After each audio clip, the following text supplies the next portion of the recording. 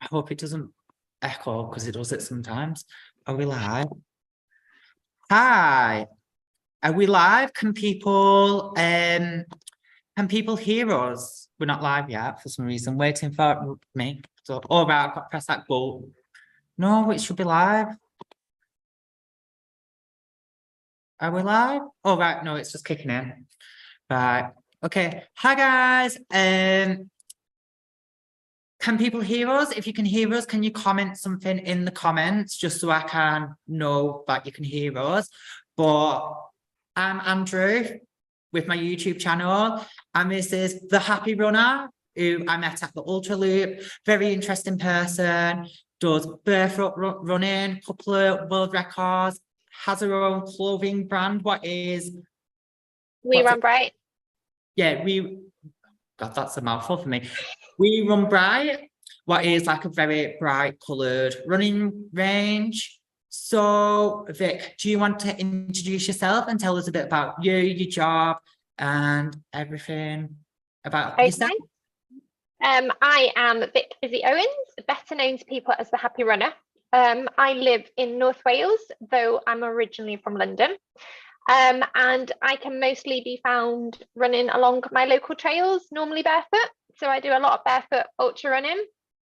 I usually run long distance, so I'm known for like taking on somewhat crazy impossible challenges. I'm plant-based like yourself. And I also, when I do wear shoes, I run in minimalistic running shoes. So like no cushion, no support or anything like that. I juggle 2 jobs. So I work for Every Run Counts, which is a platform that helps keep people active, gets them on their journey and rewards them with, encourages them to keep active with rewards. And I work for We Run Bright, co-founder and creator, which is a bright, colourful clothing company. So yeah, that pretty much sums me up, I think. So can you talk us about the start of your running journey, how you got into it, and then maybe lead on to how you got into barefoot running? Because I'm assuming you just didn't take your shoes off and just decided you want to run that day. So okay, yeah. So I was never really an active child. I was always sort of like the sibling who stayed in their room reading a book. But my dad was originally a runner in his younger days. So he used to tell me lots of stories about running. And I always used to kind of think, I wish I could run. But I just never thought it was for me. I never thought I could run. I didn't really start running till 2016. I'd done a few Race for Lives with friends where we kind of sort of walked more than running. But in 2016, I went through like a big relationship breakup and I found myself at the weekends without my kids, and I got a puppy. And that kind of started me running. And I decided to just train for a half marathon, which I did. And then from that, I trained for a marathon. So in 2016, I trained for a half marathon. In 2017, I trained for a marathon. At the end of 2017, I was doing a 200-mile race. So it escalated really quickly, but I discovered really quickly that I loved running long distance, and kind of went with it. With regards to barefoot running, that started in 2018. So I was doing an Ultra Great Britain race. I think it was the Chester 100, and yeah. I came in second lady, but I just remember my feet were just in shambles. I took my trainers off and it was just like my feet were in an awful state. I was in so much pain and I literally put my trainers in the bin. So I went home with no trainers. And the next day when it was time to walk the dogs, I was like, oh, I've got no shoes. Great. So I literally went out barefoot. And a friend ordered me a pair of barefoot running sandals. And it kind of just started from there. I started running in barefoot shoes and I started running without shoes, and never looked back. So I don't know what to start with because you're such an interesting, like you've just done the tunnel, and I bet you've done some amazing challenges as that. How did you find the tunnel? Because it's you're like more trail and scenic running. Like I feel like that was a lot out of anyone's water. So the tunnel's a race where, is it up to 200 miles? Do you get to pick? Kind of. No, it is literally a race, and if you want a medal you have to do 200 miles, So not many people come away with a medal. I think we all kind of go into it, and I say all, there's about 30 people that enter each year at the most. And we kind of go into it with, like, on paper, 200 miles in 55 hours is 100% doable. But when you are in a tunnel with really low lighting or no lighting, and you don't see daylight, and there's no like brain stimulation, so you are tired all the time, your body wants to go into sleep all the time because there's nothing going on, it thinks it's nighttime 24/7. It's really hard to keep going, and all you need is one drop of doubt, and that's it, everything comes apart. So yeah, the tunnel is very much like a pain cave, that for some reason people are just dying to enter. But yeah, the tunnel is 100% everything I don't like about running. But this year I've set myself some really big challenges, as not regards distance, because I know I can do distance, but sort of like mental challenges, mental tests. So yeah, I did enjoy the time that I spent in the tunnel, in the sense of I was doing what I wanted to do. I was challenging myself mentally. But in regards to, would I rather run on the trails? Yes, 100%. Yeah, but I guess you do that. Well, I guess you do it for the challenge, not the enjoyment, because it's lap after lap of the same thing in the dark. You're not allowed to listen to music, huh? No, you're not allowed to listen to music. You're not allowed to run with any of the other runners. You're not allowed to run next to someone. You're not meant to talk to people per se. The race director wants you to be out there on your own. No walking aids, no walking sticks, no race poles, nothing. No headphones. 100% you're out there on your own for 55 hours or 200 miles. I bet that's absolutely mental, because like I lose count anyway, but being in like something what's just the same and the same and same, obviously when you start losing count, it's just going to get more and more, because it's not like you're passing a new area, it's literally just the same thing. Yeah. So after so much, did you just lose count eventually? Yeah, so I never counted. So you get, because I knew mentally that it wouldn't be good for me. So you have to go over like a timing line, a chip tracking thing, that so they know where you're up to lap wise. But yeah, you become so disorientated that even if you stop to, like, people would stop to tie their shoelaces, they didn't know when they stood up again which way they were meant to be going, because you're just completely just disorientated.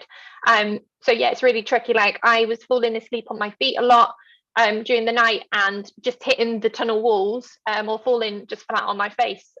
There's nothing to keep you awake. It's really hard to stimulate your brain and to stay focused. Yeah, it's just your body wants to go into complete shutdown. Did you hallucinate doing that? Because I can imagine it'd be quite easy to hallucinate. Yeah, so I didn't hallucinate this time because I trained really hard to sort of try to, like, not fall into that again, because it's something I struggle with on night races. And for this run in the tunnel, I didn't hallucinate at all, which was quite good for me. But I know that some people were having some really bad hallucinations. Yeah. So what about barefoot running? So have you got any tips or like just advice how to get into it? What would you not do? Maybe, or what would you do? I don't know if you've got any regrets, or you would prefer to do it a different way. So I would really recommend, for anyone thinking about trying a bit of barefoot running for the first time, is obviously just take your shoes off. It goes without saying, but pick somewhere that is a natural terrain. Try to stay away from man-made terrain for your first few barefoot runs or walks or outings. Pick, like, you know, a nice grassy park or a nice twiggy trail. The pavements and rocks and stones and you know, all those like little shingly stones aren't particularly comfortable. And for the first few times that you're heading out barefoot, your head is going to tell you you've just taken off the only protection your feet have. So therefore your body's going to be quite tense, and you're going to be like, ugh.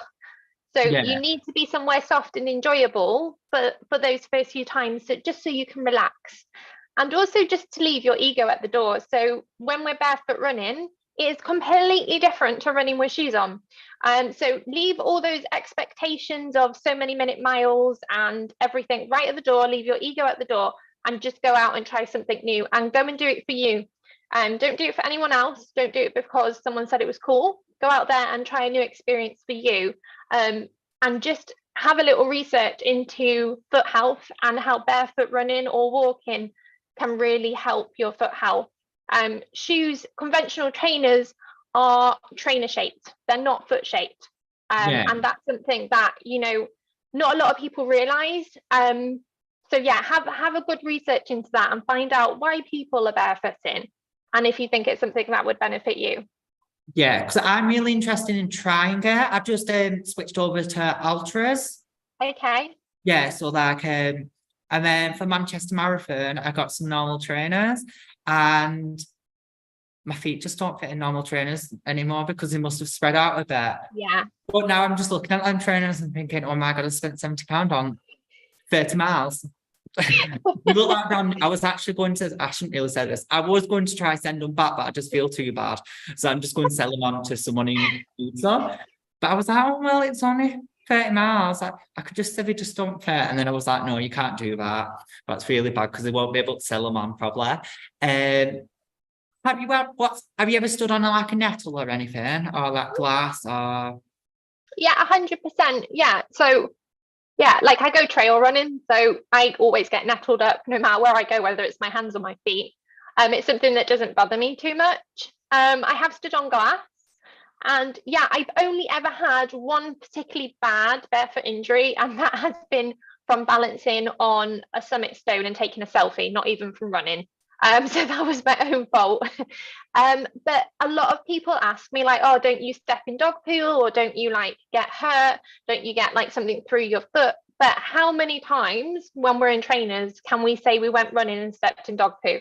Because I never really did it when I was in my trainers. You look where you're going, don't you? You're sensible where you place your feet. So yeah, it's just all about, it's a different experience.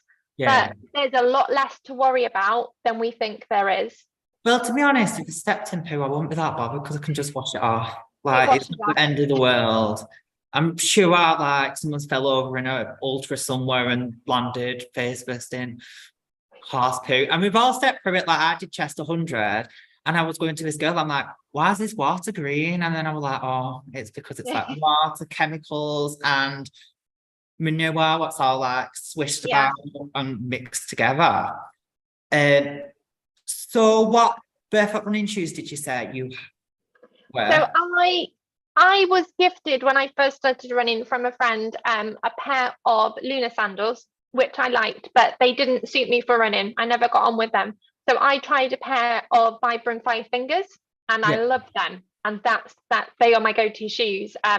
I don't run in anything else if I run in shoes. So yeah, the Vibram Five Fingers, I think I've got the alpha model at the moment. They're amazing. I love them. They're as barefoot as you can get with shoes on. Yeah. Can I ask, I just had a question. I've just forgotten, really bad at remembering stuff now. But so let's move on and I'll remember it in a minute.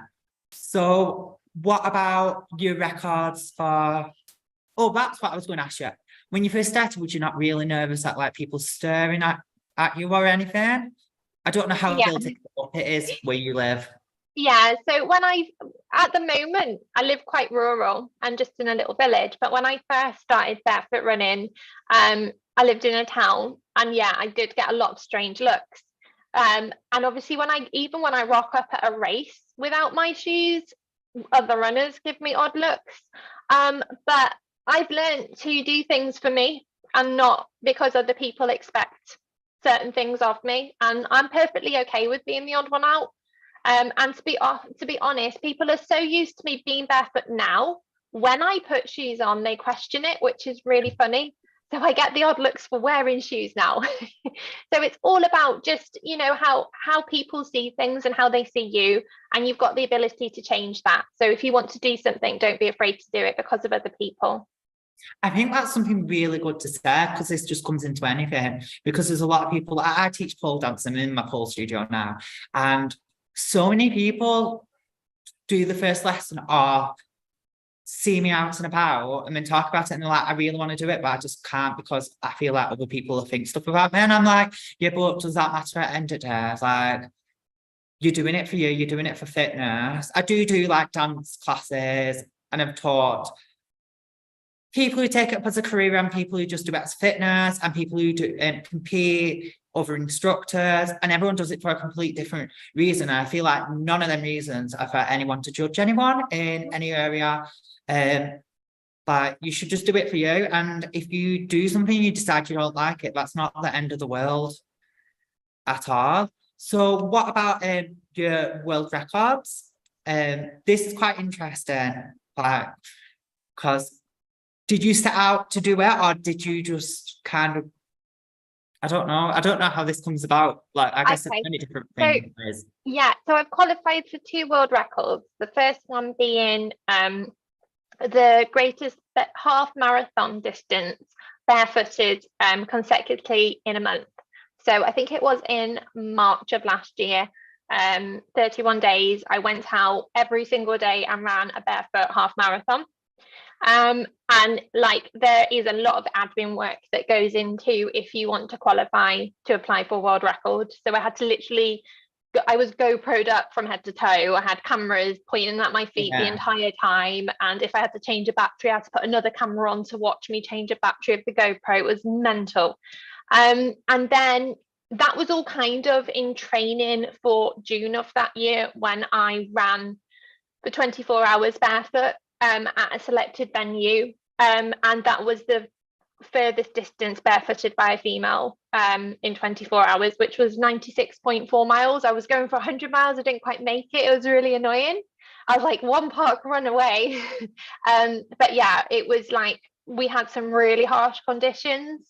But yeah, it was an amazing experience. And also to be able to say that I've done something like that and qualified for a world record is something quite special. Yeah. So did you like just Google it, or did you just like, how did it come? Like, I think it was sort of like, so I'm part of the barefoot crew, and we were all kind of as a group looking at different world records barefoot. And someone said, like, Vic, I think you could probably take on the furthest distance barefooted by a female. And at that point, I hadn't ran more than 50k barefoot in one go.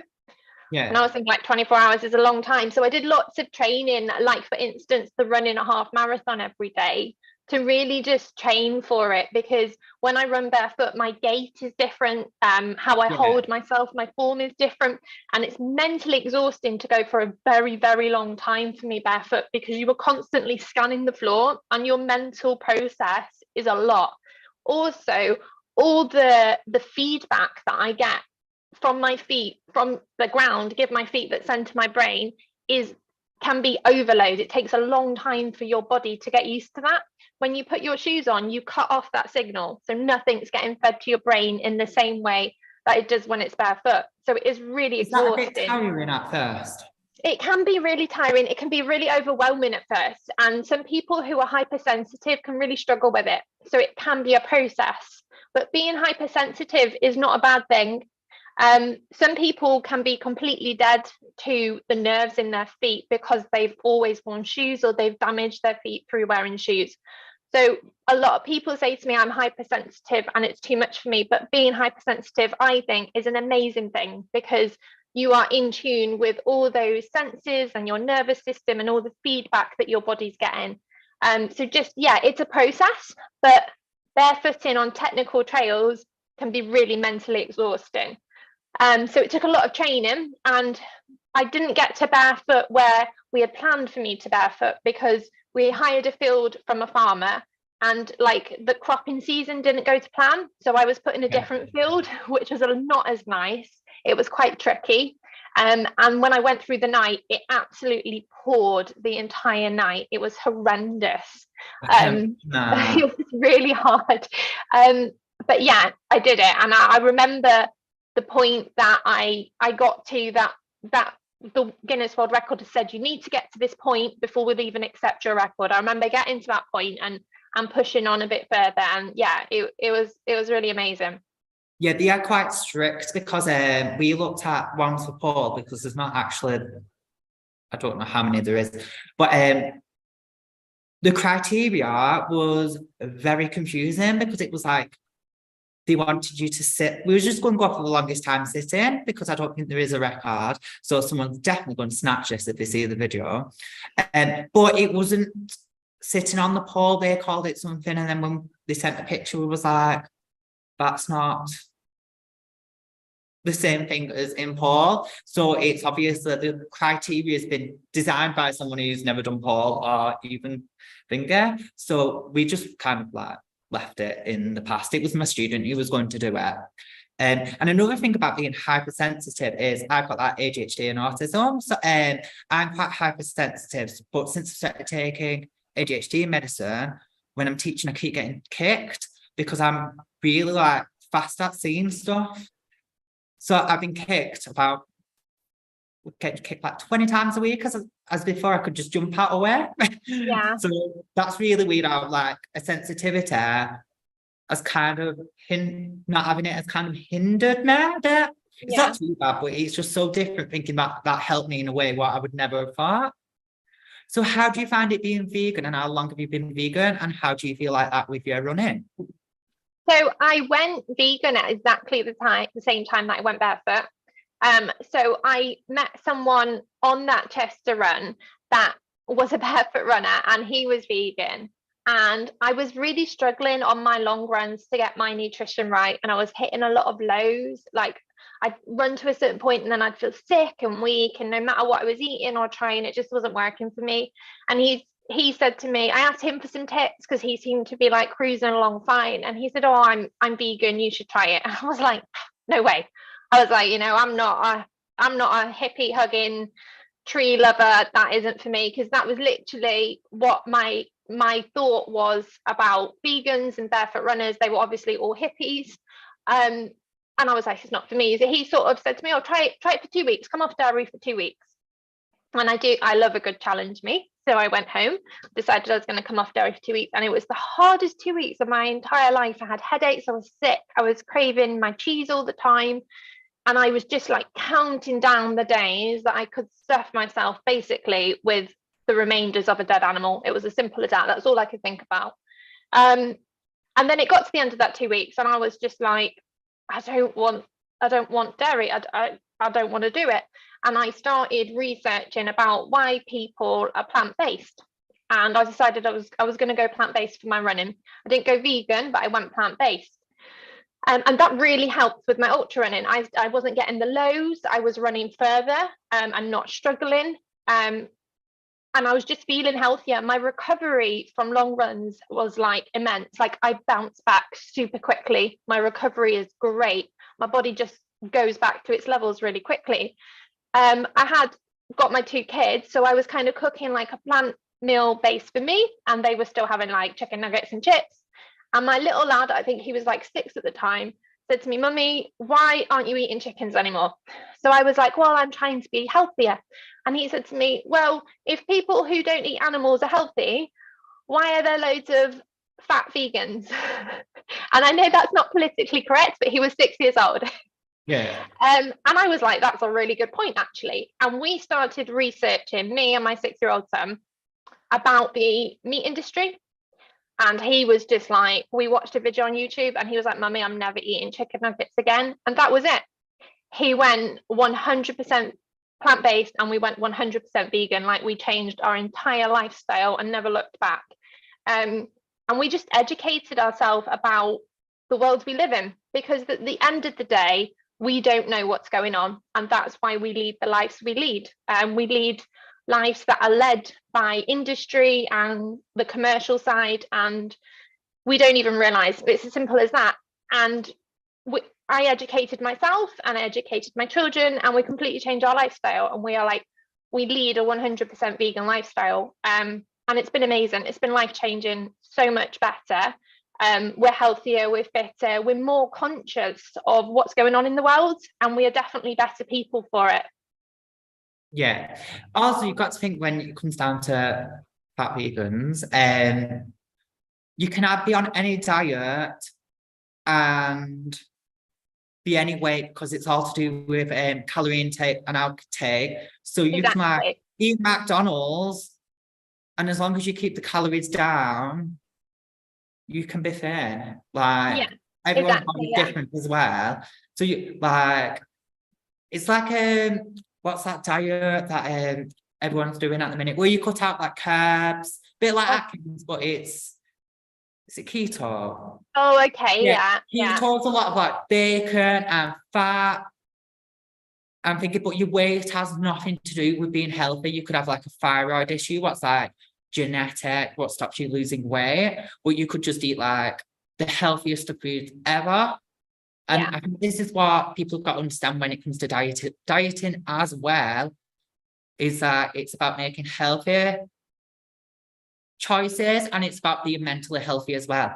Because you can like swimming world, you can eat like so many bad things and like noodles and really processed food what are sin-free, but then you can't eat avocado. I don't eat avocado, but avocado is like, if you're allowed 10 sins, it's over them. So it literally takes sins off you the next day. So it's more about researching what's healthy and what you need to have a wholesome diet. Yeah. So definitely, it's definitely about educating yourself and understanding what you're putting into your body. 100%. So can you tell me what you used as nutrition when you wasn't vegan and what you used for your nutrition now? So we can just like compare it, because I don't know, I don't know. Okay, so I would always go out with basically a block of cheddar cheese, and I literally just Someone else who did that, and that's like my worst nightmare. And I used to eat as well, like, you know, the dry jerky that you get in like these sealed packets. I used to eat that a lot. So dry jerky and cheddar cheese was like my go-to food. And just pretty much anything at checkpoints, you know, like pork pies, sausage rolls, all that kind of thing. Now oh my god, I love a vegetable samosa. I could eat a vegetable samosa at any point on a run. It's amazing. And I love I love avocados. I love them. And so like some dried fruit, like some dried mango, I really like, and that's quite high in natural sugars as well, isn't it? But yeah, like avocado, samosas, and I love a hummus butty. Hummus butties are the best. But sort of, in all fairness, everything that I used to eat when I wasn't vegan, you can get alternative as a vegan. So yeah, like I don't feel like I'm missing out on anything. I definitely feel better for changing. Yeah. So I just eat loads of crisps. I think it's because I've been vegan for about 7 years now. So when I used to go races, it's not too bad at ultras, but like the smaller events, like it's just crisp. You'd just be like ready salted crisp, and like anything what you brung. As now it's a lot more inclusive, like the ultra loop of a week, but I had like a really good selection of like everything from electrolytes, vegan food. I think they had more vegan food than they had non-vegan food. That thing, but it didn't really matter because it was stuff what people would eat anyway in general and just not think it was vegan. Is there any other nutrition you use on races, like Tailwind or I use Active Root. So I've always suffered from really bad nausea when I run. I get extreme motion sickness. So when I first started running long distance, I was just really nauseous all the time. So actually running gives me motion sickness. So I use Active Root, and like it's got the ginger in it, which massively helps me. So that is literally my go-to now. I always use that. Is it very gingery, can I ask? No, it's not. Well, it's just because I got Chinese when I was younger and it had so much ginger, I've never been able to eat ginger since. It's not over gingery. Like, I'm not a massive ginger fan, which is an odd thing to say because I live off Active Root when I run, but it's not over gingerly. And they also do a green tea flavor, which is amazing. And you don't taste any ginger in that. And they do a peppermint one as well, which is a bit of a kick. It's got a right minty kick. So you don't taste the ginger in that either. Yeah. So what's your favourite pieces of kit and stuff like that? Stuff what you have learned that you love to take on ultras with you? my favorite piece of kit. Gosh, I love my like race vest on long runs because you can fit anything in there. Like I've done a 200 miler with a 5 litre race vest, no problem. I can pack it like there is no packing. I'm like a big Tetris fan. So I love my race vest. What brand is that? I wear the Salomon Ultra Sense one, is it? I really like it. It fits. Like I've tried a few different brands, but for the long distance, I really find that one is amazing. But to be fair, I'm not big on kit. Like I'm quite minimalistic, to be fair. Yeah.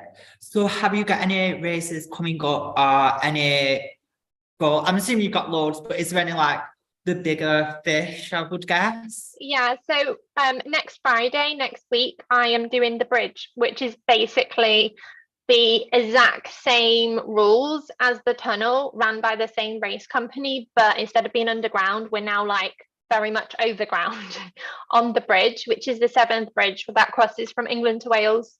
So it's 2 miles out and 2 miles back, and if we want a medal, we have to go 200 miles. Yeah, I feel like that'd be a bit easier than a tunnel because it's not as claustrophobic, hopefully. It will be mentally easier, but the conditions will be really extreme. So even if it's a good day, when you cross the bridge, because there's no protection, it's super cold. And also because you're not on the ground and you're only on still, you won't ever get any warmth when you're on that run. So you won't get any warmth from like the ground or the core of the earth or anything. So it's going to be freezing. It's going to be Baltic, especially at night. So yeah, I think with that race, the conditions are going to be something that takes people out. Like they're not going to realize how severe it is till we're out there. So will you be doing that barefoot as well? Because I can imagine that being very cold. That's a good question. Yeah. I never know till I rock up at a race if I'm going to tackle it barefoot or not. I didn't really know with the tunnel. I literally will go out and I will walk the course beforehand and decide there and then. Yeah. Yeah, feet were so muddy after the tunnel. They were just like black little, looked like you worked in like a coal mine. Like I'd been up the chimney or something. Yeah. So have you got any goals for the future? Is there any races what you think you really want to enter? What is big, or are there any goals? So I've did my first backyard ultra this year, like my first ever. And I loved it. Like I've got a newfound obsession for backyard ultras, and I literally want to go out and book every single backyard ultra out there. So I think I'd really love to have the opportunity to do like the big backyard ultra. That would be amazing. And I think next year I'm going to spend a lot of time doing backyard ultras and seeing sort of like what my limits are. And I think that might be kind of like my new obsession. Yeah. I really want to try one of them. How long did you do? I did 30 laps. I completed 30 laps. How long did that take you? 30 hours. You go out on the hour, every hour. Oh yeah, that's a bit of, I guess if someone doesn't know what backyard ultra is, well obviously I just didn't click on them. Now they know. So what events have you done in the past but we've not spoke about? Because you seem to love picking like the most outrageous outgoing events. And you seem to never pick anything short like me. I hate 5K. 5K is like my absolute nightmare. So what other events have you done? The longest event I've done is I've got the FKT for the Monarch's Way, which is 625 miles. So I went and did the FKT on that, and it took me I think it was like 13 days, 13 hours. I'm not very good with stats. I know I should be. And that got the FKT. It's got the female FKT, but it's also got the like overall FKT. So I think it took 2 days off the guys' FKT, which is something to be proud of, I guess, even though I'm not like, like men versus women or anything. Yeah. But yeah, so that's the longest run I've ever done. I've done the Offers Dyke 3 times, which is classed as 186 miles, and that's like a non-stop race. But I've also I'm the only female to have ever finished long lasts, which is 253 miles, which spans the length of Wales, basically. Yeah. That's a really harsh race. Would you do the spine? A lot of people have asked me that. When you were talking then, I was like... So I'm really, like, I've never felt an urge to do it. Whether I will in the future, I don't know. But I'm really drawn to races that are not big, in a sense of aren't over commercialized. Like, I like things that I mention them and people go, what are those? I've never heard of that. I like really small niche races and challenges that, like not sort of like everyone enters. I like those kind of events. Yeah, because I feel like a lot of like I did Manchester Marathon, and I always do it because it's close to me and it's like a PB course, and I couldn't go for a PB because I've just been injured, but it's so expensive. It's like £70. There's like thousands of people there. It's just like, I don't know, and there's a lot of people who do it for... Well, it's not a bad thing. I'm not calling them, but because it's Manchester Marathon, it's got like quite a big reputation. They go and they have no like race etiquette. So like you just get people who like just stop in front of you, and it's like really dangerous and stuff. And it just really gets on my nerves a little bit. They should like go to the side and walk on the side just because of the safety aspect. And really that should be sent out beforehand, because if I fell, do you get what I mean? Or like someone else fell, and there's like people doing wheelchairs, and there's a lot of blind runners and stuff like that around them as well, because it's such a big event. They can't have all them things. Yeah. So I just feel like I love the race because it gets a lot of people into marathon running, but it is very like overpriced and very over dramatic about it. There is a lot nice scenic routes, but I feel like most people go for a race like that for their first marathon I did, and then realise I feel like most people probably like trail running than road running once they get into running. It's a bit more scary, especially for your first one, like I would say, doing trail, because you just don't know what to expect. Like cow will scare the shit out there. Is there anything you're scared of on the trails? I guess you're quite used to it, but like I'm scared of a lot of animals, but it's to be fair. I've had some really tricky moments with cows and things like that, but I wouldn't say that I'm scared on the trails. I think I'm more spooked when I do a race that is in towns and city centres, especially at night time, because I'm not used to that. So I kind of feel like the trails are my safe zone. So yeah, I don't know. I don't think anything really spooks me on the trails. I think there's always moments when you're tired and you hear a funny noise and you're like, oh goodness, what's that? But in general, yeah, I think the trails are sort of like my safe place. Yeah, because it is a bit like Chester. You go through Warrington Town Centre, and it's like it's quite late at night at this time. I think first time it was like I got DNF'd. Well, both times I've done it. Hopefully this year, even that I'm just coming up out of injury, I will complete it. But the first time it was really late. I missed the turn-in, went past the checkpoint, and it was like 3 o'clock in the morning, and there was like people coming out of nightclubs and like on a busy road, and I was just like, oh my God, what about if people just like, how weird's this runner? Like, you know what people are like when they're drunk. They think everything's funny when it's just not. And it can be quite scary compared to other places, like what more rural, I can't say it, rural, and obsolete, I don't know what the word is, but then somewhere what's really manic and busy with like people you just don't understand. So have you got any tips on just ultra running in general? Yeah, I think with running long distances and any ultras, it's really important to break it down in your head. So like when I like head out next week on the bridge, I will never at one time think I'm going to run 200 miles. I will literally just break it down. So for me, I just run park runs at a time. So I'll just run one park run, and I'll keep telling myself, like, my mum can do a park run, my dad can do a park run, my younger brother does one, my kids do them, so I can do one. and I just do it one park run at a time. So with a lot of races, you can break it down into checkpoints. Just get to your next checkpoint and don't overload your brain with the entire distance, because when you're tired, your brain won't be able to cope with that.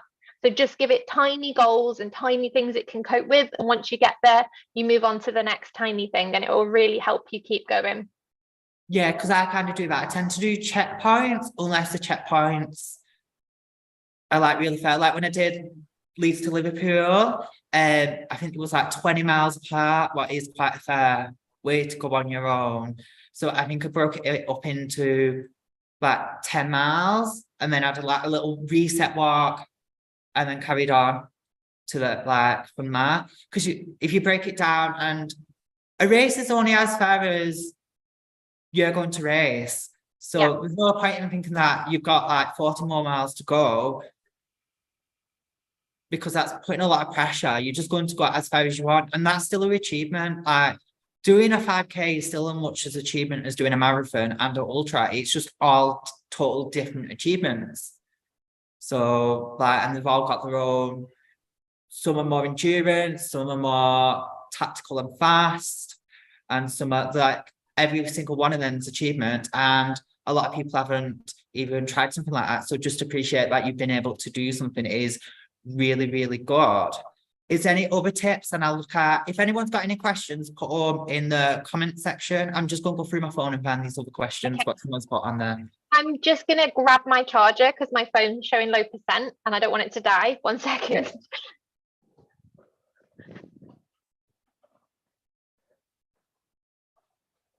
I hope everyone's okay. If you've got any questions, put it down below.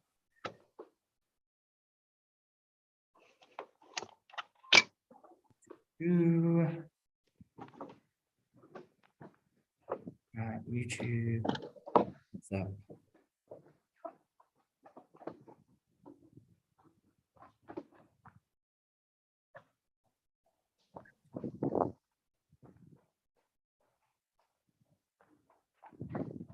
And you have obviously, I think.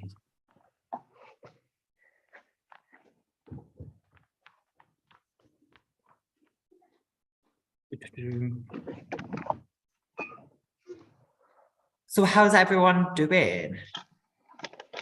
Everyone doing fine?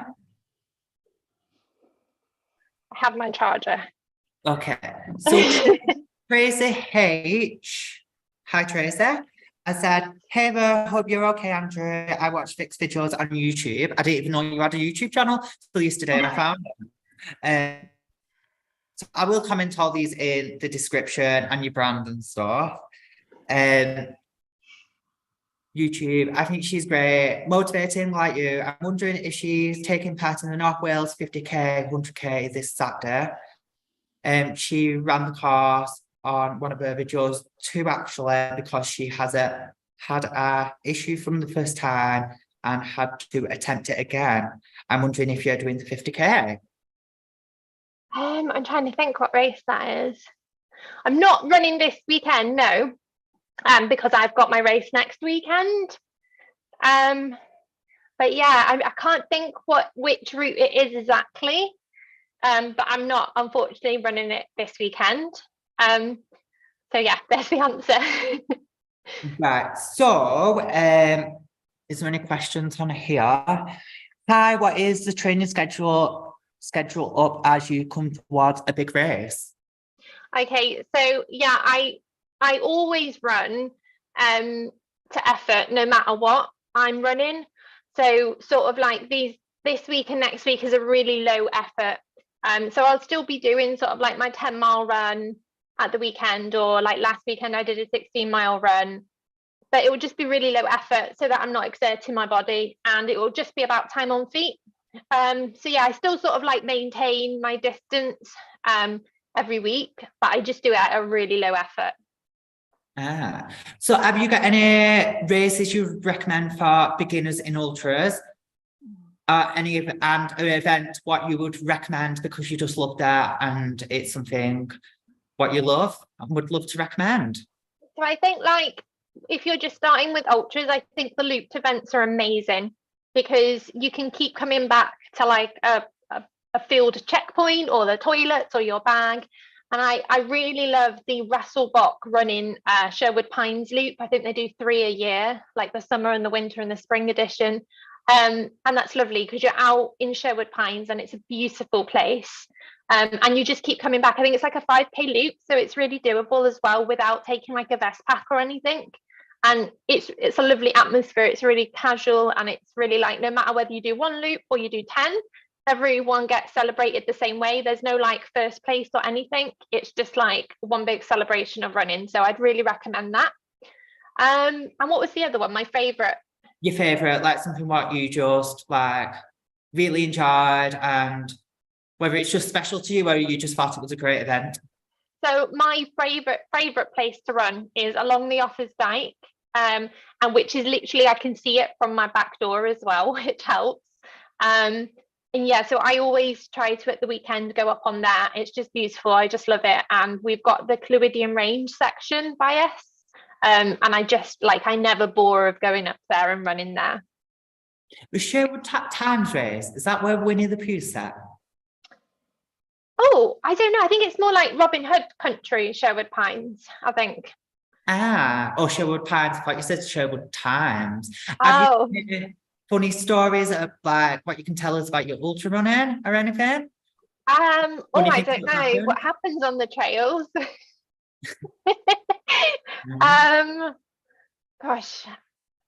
Funny stories about ultra running. Letting you down here. I've had some really like, I've got some really gory, horrible ones I can tell you, but not funny ones. So I remember running through like, I think it was like a dairy farm area, and I hadn't realized, but this one section that I was heading to, I thought it was muddy, but it wasn't mud. It was like cow sludge. And I started going through it, and it went from like, say like ankle height to calf height. And I took a step and it was waist height, like literally in one step. And I started sinking, like no joke, like full on panic. And I don't know if anyone's actually gone into cow sludge, but it is like quicksand. To get your leg back out is an immense lot of work. And it took me ages to get out of it. And I remember getting like to what was like my van checkpoint and just being like covered, like waist down with cow sludge. And just like, I remember like having to give, like I had like calf socks on, I took them off and I gave them to like my crew, who he washed them and dried them for me, and I had to wear them the next day. But I've never known anything like it. Like I literally in that moment thought I was just going to disappear into this puddle of cow slush and never be seen again, which sounds really dramatic. But when I was in there, because I'm not very tall, and a lot of things that are maybe like calf height for some people is actually my waist height, which can be really scary in situations. So that has probably been like my most horrible, like just grossed out running situation that I've ever been in. And I think there's a lot of things that happen on ultras that in normal day and normal life would say like a gross, but it's just running when it comes to it. But I think that really grossed me out. Tracy was on about the North Wales Path. Yes, I know what you mean. Yeah, the North Wales Coastal Path. So yeah, the North Wales Path, me and Craig attempted it, my friend Craig, and yeah, I hurt my ankle. And I think it was 2 weeks later, I decided I was going back, and we completed it. And we did that self-sufficient. I think it's 68 miles. But yeah, it's beautiful. And it goes from all across like the North Wales area, and it ends on the coast and finishes in Prestatyn. It's really, really pretty. I haven't been on that trail for a while, to be fair. But yeah, it's a beautiful route.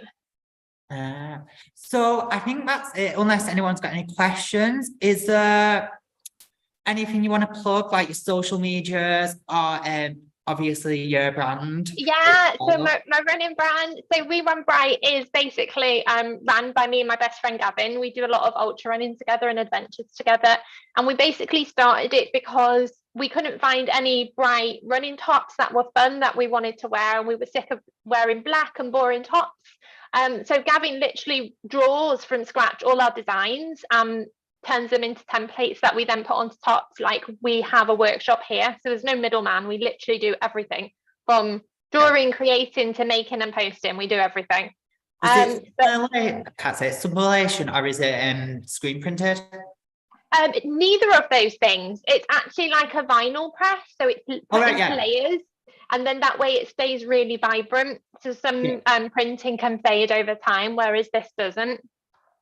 But yeah, so like we like wanted to have a brand as well that represented people's sizes and abilities. So like we were able to stock from 2 extra small to 5 XL, which I think is like a really good variety in sizes, and also like support people of all abilities, because it's not just about people who can go out and run X minute miles and do this fast, and that's not what we're about. So yeah, and we're also really big on like using colors as mood boosting, and vibrant positive colors that help give us confidence and boost our mood and our mental health. So we've got a big ethos around that. So yeah, definitely visit us. weareonbright.co.uk. Yeah. Anything else? I think that's it. Okay, I think we'll end it now if we've not got any more questions. Do you run with your dog? Yeah, with Bella, I do. She's 10 now, so she doesn't run as much as she used to, but she used to run like 50-mile days with me, no problem. And Tracy said, road or trail shoes if you had a choice? Trail, always trail. Yeah. So I think we'll head. Oh God, I don't know what happened then. I lost my word. We'll end it there. So thanks to everyone for coming to watch. I will try to put everything down below in the comments, but you can check Vic out on Instagram. You are the happy runner. What's the last bit? There's something on the end of that. NW for North Wales. Yeah, North Wales, and I thought for Northwest to be fair, because I'm from the Northwest. And the happy runner on Facebook. Yeah. And also you've got a YouTube channel. I don't think you've made a video. Yeah, so I don't upload to my YouTube channel anymore, as I don't think I've put anything on there for years. I'd forgotten all about it. When I first started running, I filmed a lot of my stuff, but I think Instagram took over because we do Instagram reels and stuff like that now. So that's my main place. Yeah. But I know that Fern and Kelp, which is a video making company, they have followed me on a lot of my big races. So there's a lot of documentaries on their YouTube channel, which film a lot of my races. So that might be worth going over to and having a watch.